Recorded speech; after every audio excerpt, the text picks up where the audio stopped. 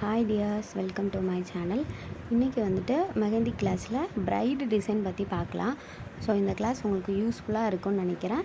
Video பிடிச்சிருந்தா like பண்ணுங்கள், subscribe பண்ணுங்கள். இன்றைக்கி கிளாஸில் என்ன பார்க்க போகிறோன்னா பிரைடல் டிசைன்ஸ் கொஞ்சம் பார்க்கலாம். ஸோ இந்த பிரைடல் டிசைன்ஸ்லாம் எப்படி போடுறது, எந்த இடத்துல போடுறதுன்றதில் நான் இந்த வீடியோவில் உங்களுக்கு கிளியராக எக்ஸ்பிளைன் பண்ணுறேன். இப்போ நம்ம என்ன பிரைடல் டிசைன் பார்க்க போகிறோன்னா,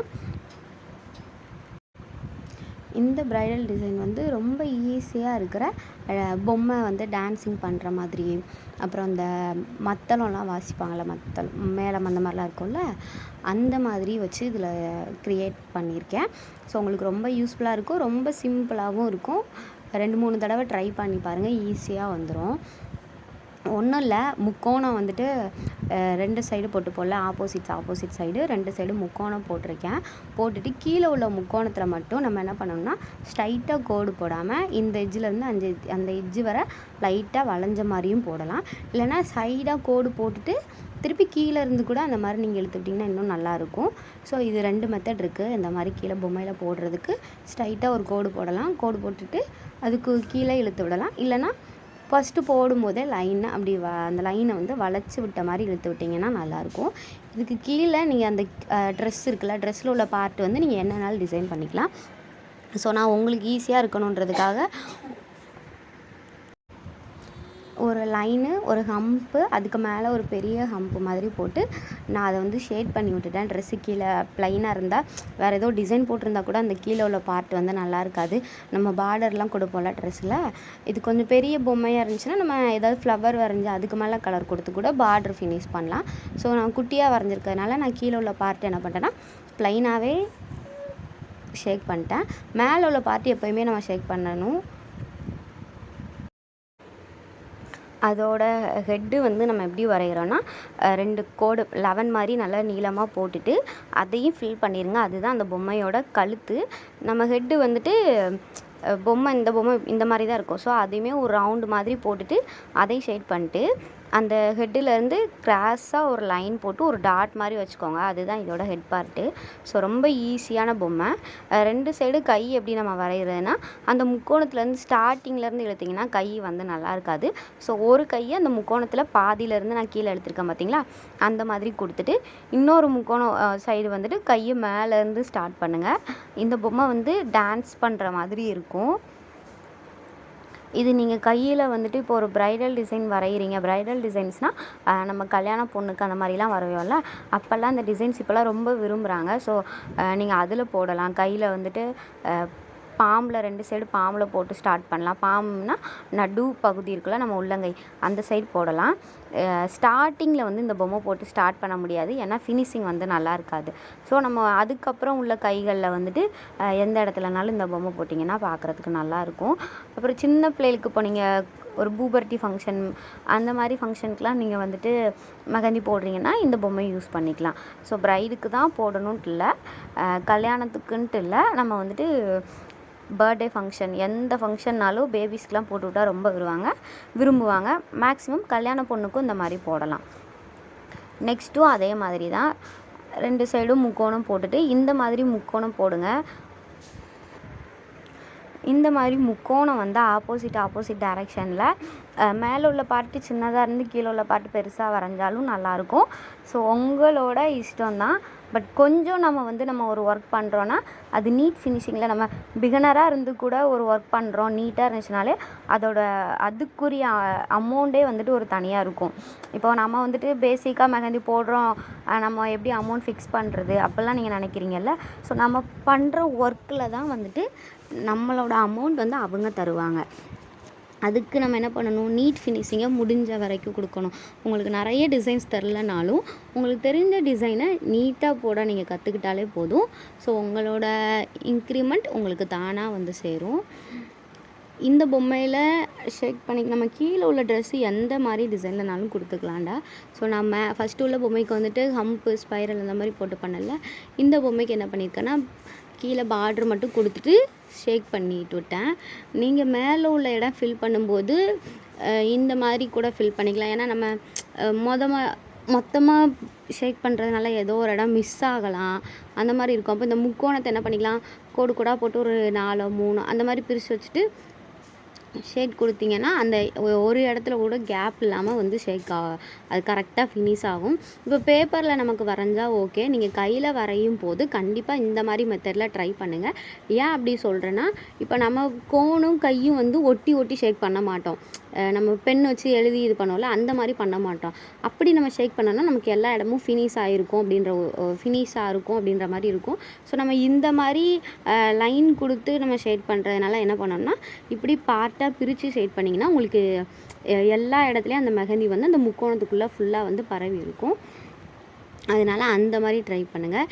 இந்த பொம்மையோட ஹெட் பார்ட் வந்துட்டு அதில் ஒரு லைன் போட்டு ஒரு டாட் வச்சு ஹெட் பார்ட் வரைஞ்சோம்ல, இதுக்கு வந்து கொண்டை போட்டு விட்ருக்கோம். அந்த பொம்மைக்கு சைடாக இருக்கணும், அந்த ரவுண்டில் இருந்துட்டு அந்த இது வந்து ஸ்ட்ரைட்டாக இருந்துடக்கூடாது. ஸோ கொஞ்சம் மேலே ஏற்றி இருக்கிற மாதிரி வரைங்க. அந்த பொம்மைக்கு அந்த மேலே அந்த ரவுண்டு இருக்குல்ல, ரவுண்ட்லேருந்து ஏற்றி இருக்கிற மாதிரி ஹெட் பார்ட் வரைங்க. அது வந்து கொண்டை போட்ட மாதிரி இருக்கும் அந்த பொம்மைக்கு.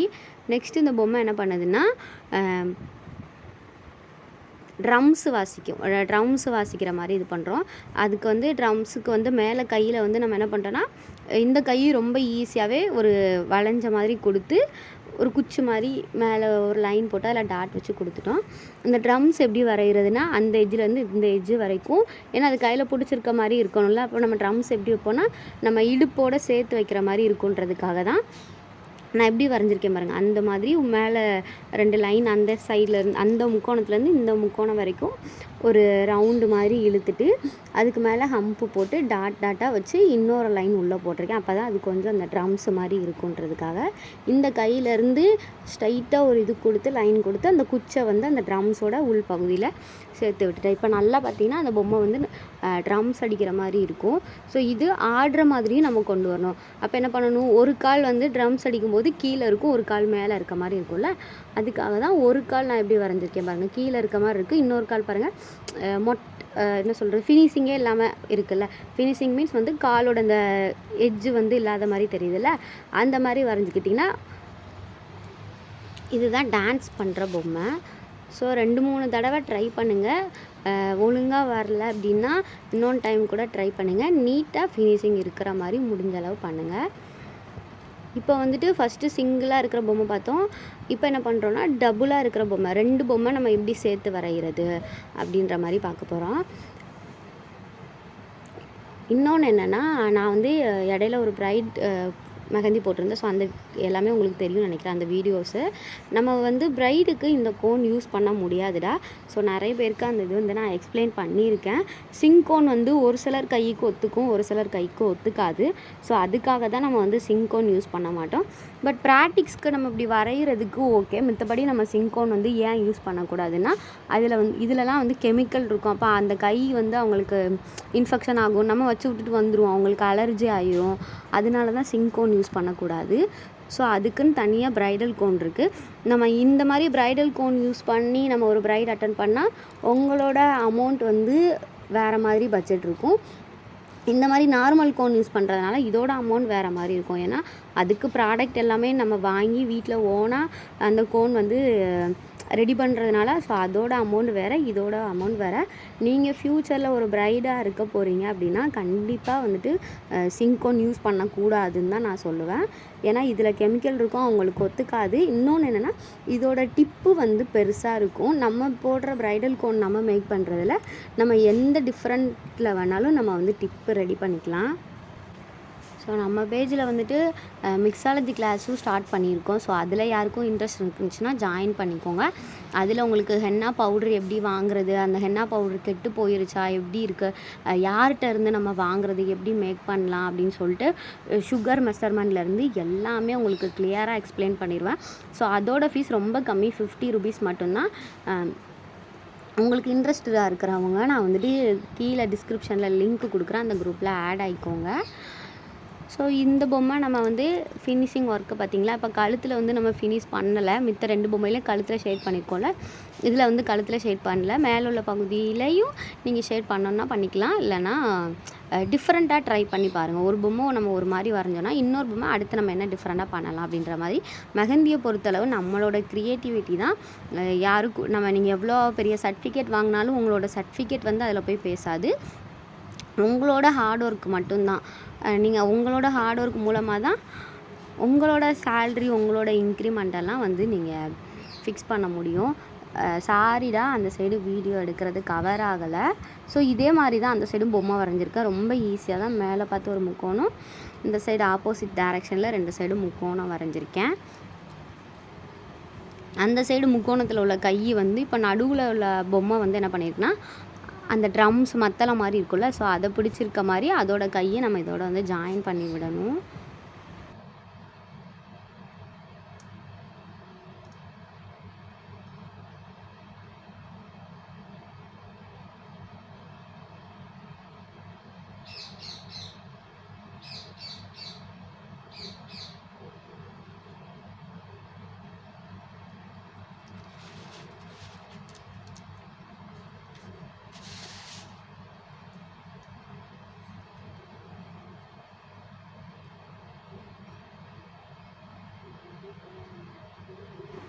அப்போ அந்த சைடு பொம்மைக்கு வந்துட்டு லெஃப்ட் சைடோட ஹேண்டு வந்து இந்த சைடு கிராஸ் ஆகுற மாதிரி அந்த முக்கோணத்தில் 2 முக்கோணம் பாதி இருக்கும்ல, அது வழியாக கொண்டுட்டு வாங்க. முக்கோணத்துக்கு மேலே கொண்டுட்டு இருந்தீங்கன்னா அந்த கை வந்து வளைஞ்சு போன மாதிரி இருக்கும்.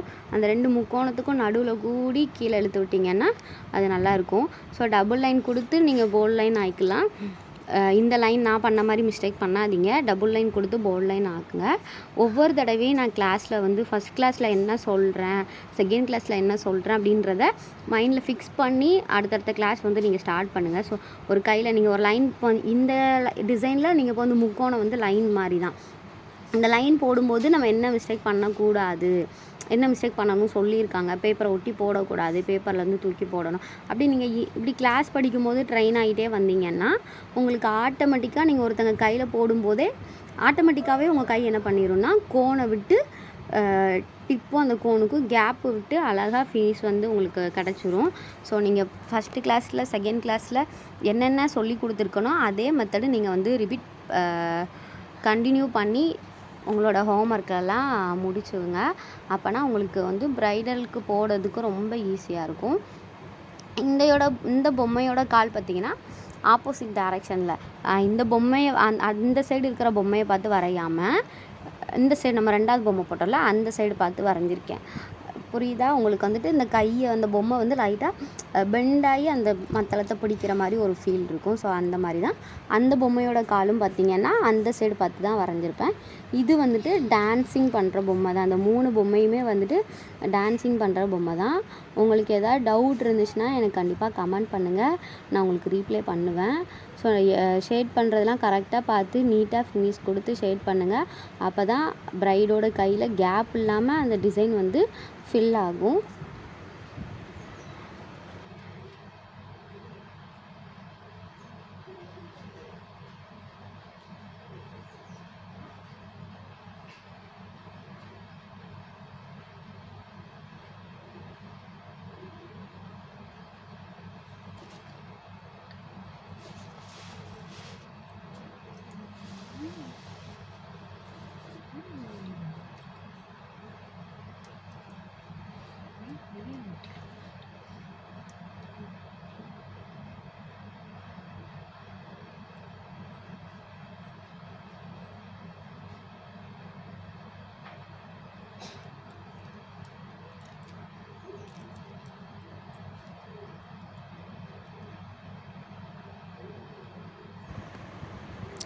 நெக்ஸ்ட்டு வந்துட்டு இப்போ நான் என்ன பண்ணுறேன்னா, நம்ம பாமில் பேர் எழுதுவோம்ல, பொண்ணு மாப்பிள்ளை பேர் எழுதுறது, அது வந்துட்டு நான் உங்களுக்கு கை மார்க் பண்ணுறதுக்கு இன்னொரு கிளாஸ் எடுப்போம்ல, ஸோ அதில் உங்களுக்கு கிளியராக எக்ஸ்பிளைன் பண்ணுறேன்.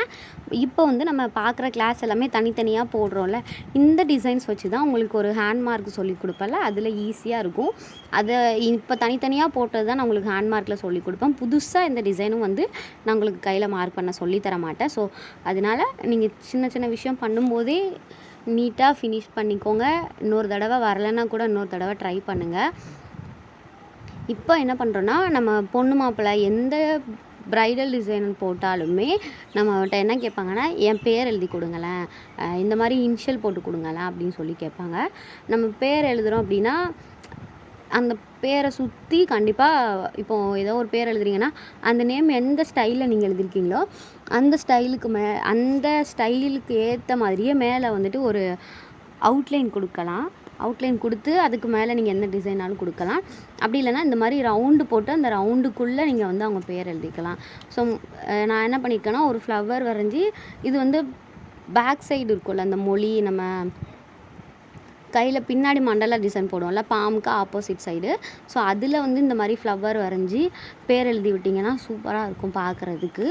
ரொம்ப ஈஸியான டிசைன் தான். 2 லைன் கொடுத்து டபுள் லைன்லாம் கொடுத்து நல்லா போல்டு ஆக்கிக்கோங்க. அப்போனா அது பார்க்குறதுக்கு இன்னும் நல்லாயிருக்கும். பின்னாடி போடும்போது போல்டில் சிங்கிள் லைன் போட்டிங்கன்னா ரொம்ப லைட்டாகவே கோன் ப்ரெஷர் கொடுங்க. ரொம்ப அழுத்தி ப்ரெஷர் கொடுத்தீங்கன்னா அந்த லைன் வந்து திண்ணமாக தெரியும். ஸோ சிங்கிள் லைன் கொடுக்குற இடத்துல ப்ரெஷர் கொடுக்கும்போது லைட் ப்ரெஷர் கொடுங்க. இது நம்ம இப்போது தனியாக வரைகிறோம் அப்படின்றதுனால என்ன பண்ணுறோன்னா, ஒரு 2-3 ஃப்ளவர் கொடுத்துருக்கேன். நீங்கள் பாம் சைடு ட்ரை பண்ணுறீங்கன்னா ஒரு ஃப்ளவர் கொடுத்தே ட்ரை பண்ணுங்கள். அப்போ தான் அது வந்து நீட்டாக இருக்கும். 2-3 ஃப்ளவர் இருந்துச்சுன்னா அதுக்கும் அந்த இடத்துக்கும் வந்து செட் ஆகாது. ஸோ நம்ம வந்து இப்போ தனியாக வரைகிறோம் அப்படின்றதுக்காக உங்களுக்கு ஒரு ஈஸியாக தெரியணுன்றதுக்காக மட்டும்தான் இந்த மாதிரி நான் சைடில் ஃப்ளவர் வரைஞ்சிருக்கேன். நீங்கள் கையில் வரையும் போது இது வந்து செட் ஆகாது.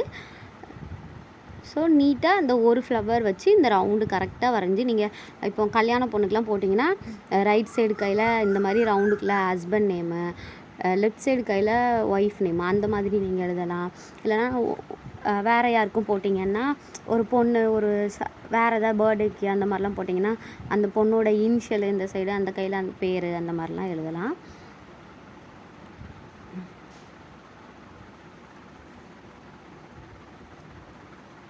நம்ம மேலே வந்து இந்த சுருள் டிசைன் போட்டிருக்கோம்ல, இதுவுமே இதில் போட்டிருக்க ஒவ்வொரு டாட் கூட வந்துட்டு தனித்தனி கிளாஸில் நான் வீடியோஸ் போட்டிருக்கேன். ஸோ ஃபஸ்ட்டு யாராவது இந்த வீடியோஸ் பார்த்தீங்கன்னா அந்த வீடியோஸ் எடுத்து நீங்கள் பார்த்துக்கோங்க. உங்களுக்கு ரொம்ப ஈஸியாக இருக்கும், போடுறதுக்கும் ரொம்ப ஈஸியாக இருக்கும். அதுக்காக நீங்கள் ஒரு டாட் கூட வைக்கிறது எல்லாமே தனித்தனி கிளாஸில் இருக்கும்.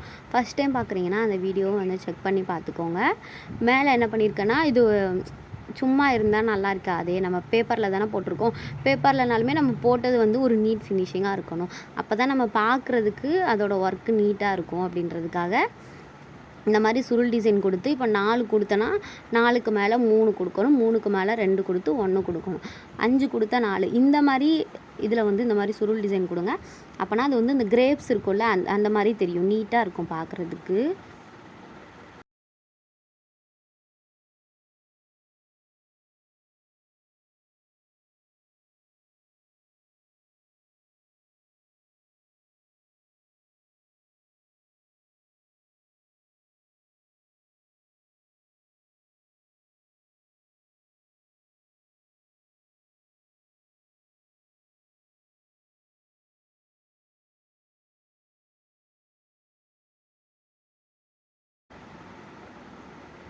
இந்த ஃப்ளவருக்கு மேலே அந்த ரவுண்டுக்கு மேலே ஹம்ப் ஏதாவது கொடுத்து ஃபினிஷ் கொடுத்துருங்க. ஏன்னா நார்மல் ரவுண்டு மட்டும் இருந்து இப்போ மேலே உள்ள ஃப்ளவரோடு பார்க்கும்போது அந்த நேம் வந்து ஒரு பெருசாக தெரியாது.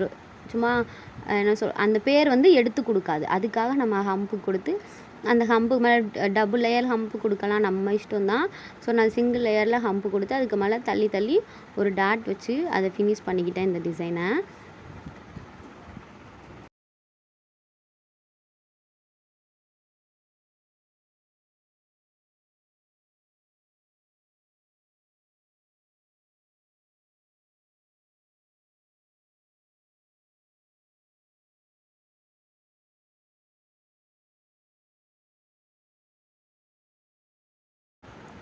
நெக்ஸ்ட்டு நம்ம லெட்டர்ஸ்லாம் எப்படி எழுதுறது அப்படின்றத பார்க்கலாம். ஸோ நார்மலாக நம்ம லெட்டர் எழுதுறது வேறு, நமக்கு இனிஷியல் போட்டு இப்போல்லாம் அந்த ஹேக் வந்து ரொம்ப ஃபேமஸாக இருக்குது. செலோடேப் ஹேக்குன்னு சொல்லிட்டு ரொம்ப ஃபேமஸாக இருக்கும். நடுவில் செலோடேப் போட்டு அதுக்கு மேலே பேர் எழுதி அந்த செலோடேப் எடுத்து விட்றாங்கல்ல.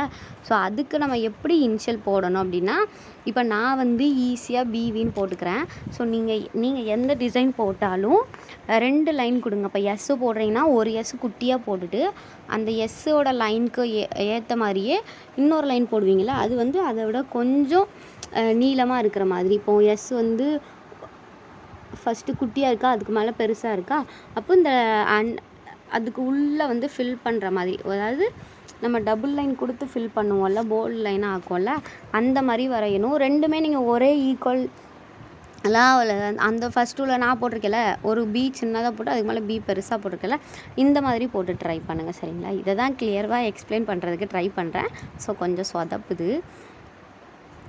ஒரு வி குட்டியாக போட்டு அது பக்கத்தில் அந்த வியோட பெருசாக கொடுத்து, அப்போ டபுள் லைன் கிடச்சிருமா நமக்கு, உள்ளே ஃபில் பண்ணிக்கலாம். ஸோ இதில் எப்படி செலோடேப் போட்டுறதுன்னா, ஃபஸ்ட்டே நம்ம செலோடேப் போட்டிட்டு அதுக்கு மேலே அந்த லைன் போடணும். இப்போ பி போடுறீங்கன்னு வச்சுக்கோங்களேன், பியில் வந்துட்டு இந்த நடுவில் வந்து ரெண்டு இந்த ஏட் ஷேப்பில் இப்படி வரும்ல, அந்த மாதிரி எப்படி சொல்கிறது, 3 மாதிரி இருக்குல்ல, அந்த 3ல் வந்து அந்த நடுவில் வந்து மிக்ஸ் ஆகும்ல, 2 3யும் அந்த இடத்துல செலோடேப் போட்டு நீங்கள் எப்படி வெளியே எடுத்தீங்கன்னா அந்த ஹேக் உங்களுக்கு கரெக்டாக வரும்.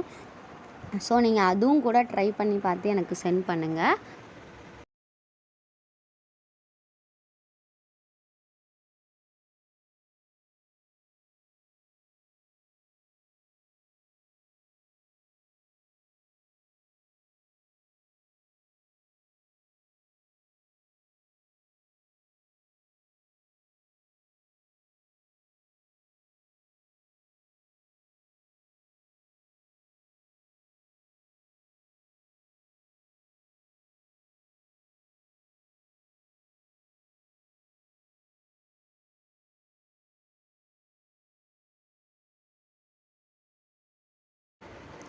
நெக்ஸ்ட்டு இதுக்கு முன்னாடி உள்ள கிளாஸில் கொஞ்சம் ஜும்காஸ்லாம் பார்த்தோம்ல, ஸோ அதோட கண்டினியூஸாக இதில் ஒரு 3 ஜும்காஸ் பார்க்கலாம். இந்த ஜும்காஸ்லாம் ஆல்ரெடி நான் எக்ஸ்பிளைன் பண்ணியிருப்பேன். நம்ம வந்து கல்யாண பொண்ணுக்கு அந்த மாதிரி போடலாம், இல்லை ஜும்காஸை வச்சே நம்ம பார்டர் டிசைன் கொடுக்கலாம். நீங்கள் டபுள் லைன் கொடுத்து போல்டு லைன் ஆக்கி ஜும்காஸ் அந்த நீளமாக லைன் போட்டிருக்கல, அப்படி கூட கொடுக்கலாம். இல்லைனா சிங்கிள் லைனையே நல்லா கொஞ்சம் ப்ரெஷர் பண்ணி கொஞ்சம் போல்டாக வரைய ட்ரை பண்ணுங்கள். சுருள் கொடுத்து ஜும்காஸ் எல்லாமே ரொம்ப ஈஸியாக தான் இருக்கும். நான் என்ன பண்ணியிருக்கேன்னா, ஒரு சுருள் கொடுத்து அதுக்கு மேலே ஹம்ப்பு கொடுத்து டாட் வச்சா கூட அது வந்து ஒரு ஜும்காஸ் மாதிரி தான் இருக்கும் பார்க்குறதுக்கு. நான் என்ன பண்ணிட்டேன்னா, ஒரு சுருள் கொடுத்து 2 லேயர் ஹம்ப்பு கொடுத்துருக்கேன். இந்த லைன் இருக்குல்ல, நம்ம லைனை வந்து ப்ளைனாக விட்டால் நல்லா இருக்காது. ஸோ அந்த லைன்லேயும் வந்து நம்ம ஏதாவது நம்மளால் முடிஞ்ச வரைக்கும் டிசைன்ஸு, ஃப்ளாரு, பட்டர்ஃப்ளை அந்த மாதிரி நீங்கள் என்ன கொடுத்தாலுமே வந்துட்டு அந்த லைனும் பார்க்குறதுக்கு நல்லாயிருக்கும். நான் உங்களுக்கு ஈஸியாக இருக்கணுன்றதுக்காக லைனோட ஸ்டார்டிங்லேருந்து இப்படி நம்ம கிராஸாக வளைச்சி கோடு போடுவோம்ல, அந்த மாதிரி வளைச்சி கோடு போட்டு இந்த ஒர்க்கை செஞ்சுருப்பேன்.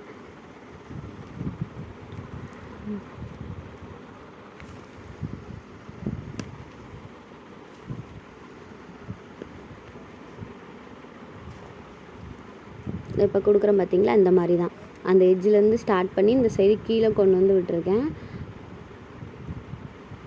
இப்போ நடுவில் உள்ள புள்ளியை வந்து லைட் புள்ளியாக கொடுத்துட்டு அந்த வளையிறதுல டார்க் புள்ளியாக கொடுக்கலாம். ஸோ ரெண்டுலேயும் வந்து ஈக்குவலாக புள்ளியை வச்சிங்கன்னா நல்லா இருக்காது. ஒரு புள்ளி குட்டியாக இருக்கணும். ஒன்று லைனில் கொடுத்துருக்க புள்ளி குட்டியாக வைங்க, இல்லைன்னா நம்ம இப்படி வளைவு கொடுத்துருக்கல அதோட புள்ளி குட்டியாக வச்சிங்கன்னா பார்க்குறதுக்கு நல்லாயிருக்கும்.